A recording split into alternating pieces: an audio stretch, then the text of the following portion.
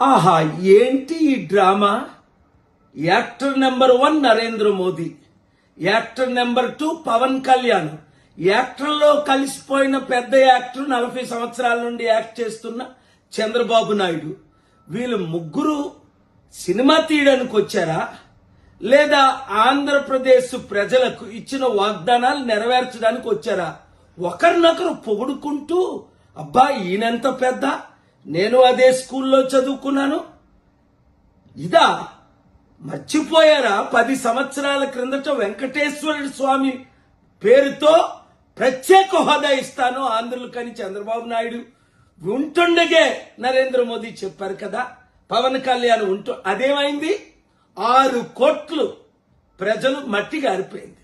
అప్పుడేమో మట్టి తీసుకొచ్చారు, నీళ్లు తీసుకొచ్చారు, ఇప్పుడేమో రిమోట్ కంట్రోల్ తీసుకొచ్చారు ఏదో చేసినట్టు.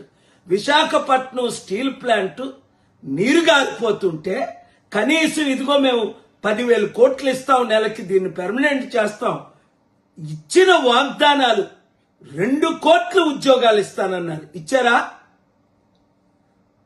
ప్రత్యేక హోదా ఇస్తామన్నారు, ఇచ్చారా? స్టీల్ ప్లాంట్ అమ్మవన్నది ఇప్పుడు అమ్మడం లేదా? మనందరినీ ఇలా మోసం చేస్తుంటే దేన్ని బట్టి చప్పట్లు కొడుతున్నారు? బాగా మమ్మల్ని మోసం చేశారు, మేమందరం మోసపోయామనా? ఆంధ్రులారా, వీళ్ళందరూ ఒకటే, వీళ్ళందరూ తోడు దొంగలే, వీళ్ళందరూ మోసగాలే.